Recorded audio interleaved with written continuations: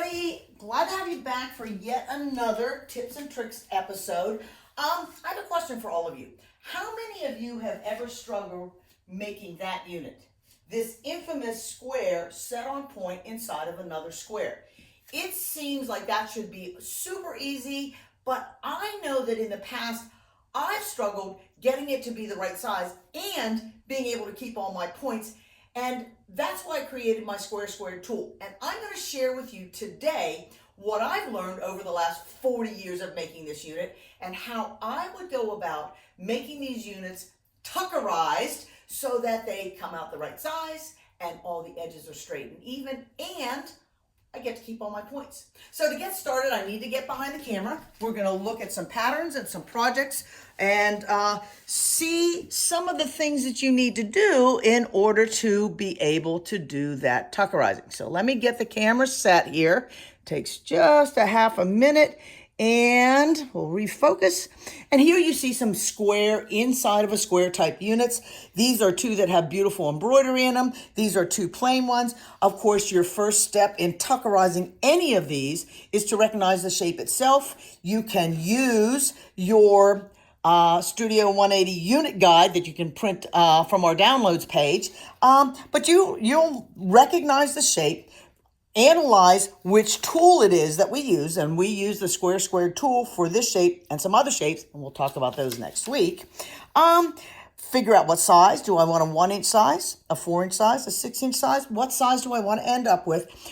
Analyze what type of construction methods a pattern is telling you to do, and then tuckerize. Choose the right tool, use the right cutting directions, and you do all of that before you start to cut any of the fabric that's listed in your next project.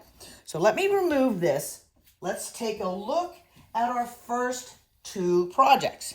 This first one is a free downloadable pattern. It's designed by Alex Anderson. It's called All Aflutter. Basically, it's rows of these diamond square in a square type units. Looks like this. She's having you build those by using a paper foundation pattern. And you know, paper foundation piecing is admirable and it is accurate, but it is also slow and it requires that I sit there at the end and tear all the paper out. Drives me a little bit crazy. So to tuckerize this, I need to figure out what size unit I need to make. Alex made it easy. She put it right on there. It's a 4-inch finish. But if that information wasn't available to me, the way that I would figure out what size this unit is going to be is take a little ruler and do a little measure. If I measure from point to point, I know that it's going to be 4 inches when it's finished. If I measure from edge to edge, I know it's going to be 4.5 inches unfinished, meaning that it'll be 4 inches finished. That's all I would need to do to tuckerize this and go on to use my Square Squared tool instead of paper foundation piecing for this particular project. Let's take a look at the next one. This project does not really have any measurements on there for me to be able to determine what size are these center units in these blocks. But being a pattern detective, I know that if that background square they're telling me to cut it 4.5 inches. That actually is the same size that's being told on that pattern. That 4.5 inch background square that you're going to do that sew and flip method to add all those triangles to the corners is the unfinished size of the unit. If it is unfinished to 4.5, I know that the unit size itself will be 4 inches when I'm done. I can then go forward and turn that into a tuckerized project using my Square Squared original tool. This next process of building is one that can be a bit challenging, to say the least. It's a method that I like because it has the least amount of waste. Instead of cutting away all those triangles, what it has me do is cut an individual square, cut 4 triangles for around the outside edges. This pattern actually has me cutting those triangles oversized so that I'm going to have some fabric to trim down, which I like. But what happens is the math isn't the math isn't always pretty on these. When they have me cut those center squares, they're having me cut those at 2 5/8. And that may or may not be the exact size that it needs to produce the end unit, but using my regular rulers, I'm probably going to have to end up using something that has lots of grid lines on it, or I'm trying to use a regular ruler and use different little hash marks. And then when it comes time to trimming it down, using a regular tool, finding the halfway point of a 3.5-inch square means I need to find 1 3/4 marks this way, 1 3/4 inch marks this way, which is the halfway of a 3.5, is a bit of a challenge.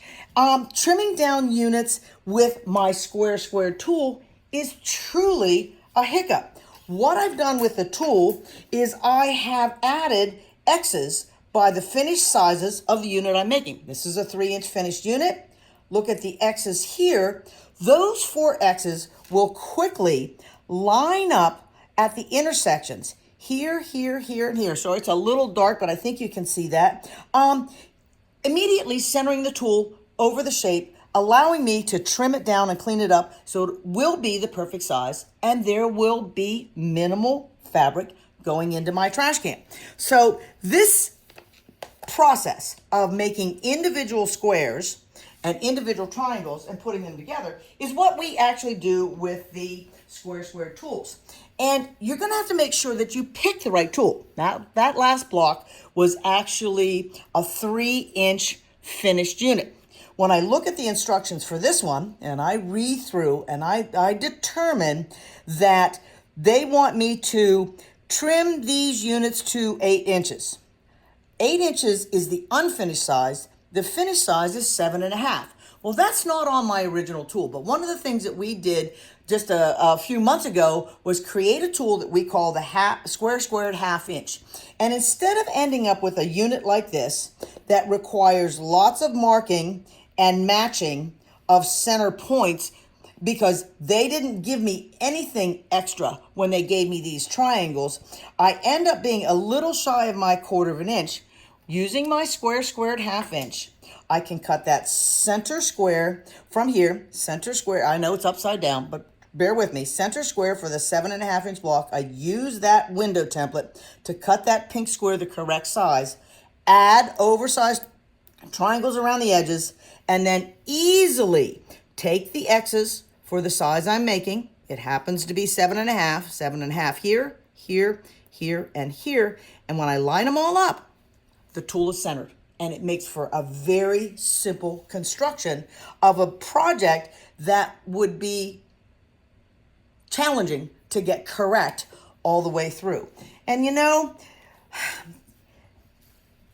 I'm going to give you a little lesson here. Why did I create the squared tool? Being a mathy type person, what I'd like to do is share with you why we've been challenged all these years by creating our squared units by cutting a square and then adding triangles around the outside edge. If we look just at that center square in a drawing of a finished unit, it's the diagonal measurement of that square that finishes to 4 inches. But when I go to cut that square out of my fabric, what I need to know is what is the size along the short edge. And there's a formula that you use to determine that. It's the finished diagonal measurement, which in this case we says 4 inches. You divide it by a magic number. It's 1.414, and it's a conversion number from straight to diagonal. And then adding a seam allowance will give me the size square to cut. But let's take a look at these numbers. If I do the math for a 4-inch unit, and I take 4, I divide it by 1.414, the number that I get is really pretty doggone ugly. It's 2.8288 inches, which is the finished length of that square. Now, that number is a little bit larger than 2 3/4. That's 2.75. And that number is a little bit smaller than 2 7/8. And what many designers do when they're having you cut the center square and then add individual triangles around the outside is they take these two numbers that are slightly different than what is needed and they round it up or they round it down so that the center square you cut isn't quite right. And then it doesn't matter how well you sew, those units will never be the correct size if the square in the center isn't correct at the beginning. So the square squared tool, what it has in it is, let me find my tool, just a minute, it's underneath here. It has 3 sections. It's all complete, all together. It has a section where you use a window template to precision cut that center square. It has a chart that tells you what size squares you need to cut to add around the outside edges to make it oversized. And then it has these trim down section where you can easily place the X's for the size unit that you're making onto your pre-made unit and quickly center the tool, trim it down so that it's exactly the right size. We actually have 3 different tools. I'm going to do a little pitch here because part of tuckerizing is making sure you get the right tool. The original square square does 1 inch to 6 inch units in whole inch increments. We gave this guy a boost and made the large square squared, which has all the same elements, but goes from 1 inch up to 12 inch. And then we have our 1/2 inch square squared unit because every once in a while you need to create a block like that last one that I shared with you that is going to finish to 7.5, meaning I need to trim it to 8. This is exactly the same tool. It works exactly the same way. And again, one of the reasons that I create tools, and I know they're a little bit on the pricey side, but let's take a look at this scenario.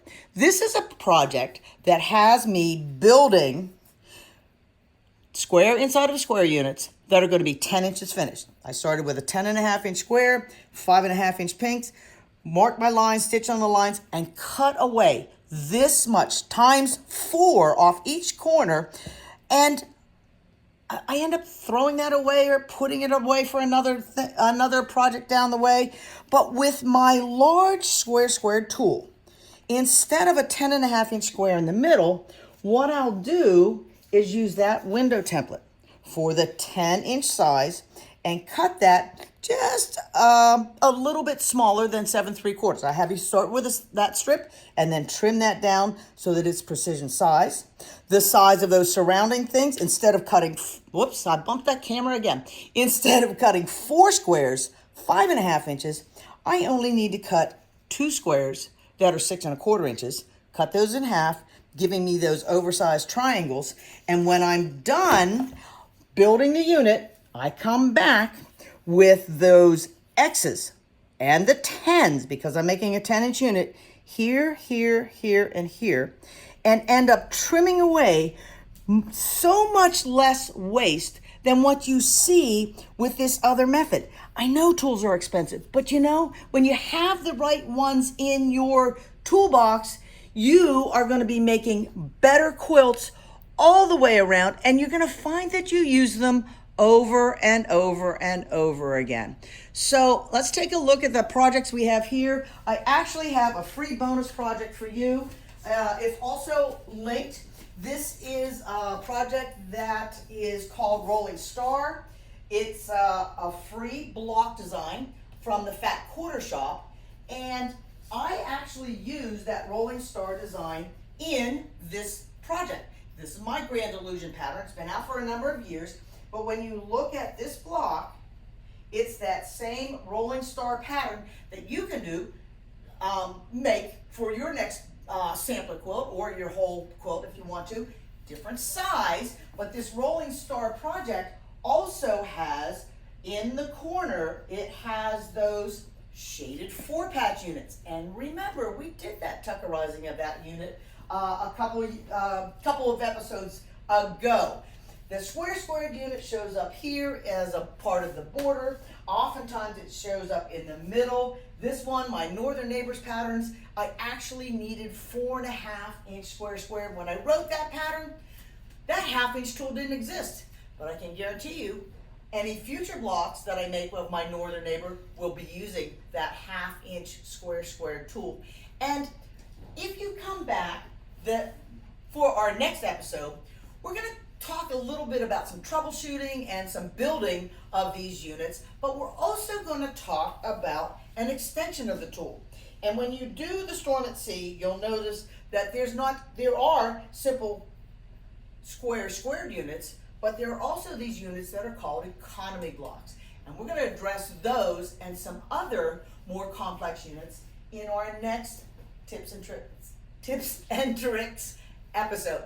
But until then, you guys have fun. Download those couple of projects that you have links to and give it a try. Make your rolling stone the size they're having you do it, or try changing it and see if you can make it, and tuckerize that block to make it any size you want to. Till then, you guys take care, and I'll see you in a couple weeks.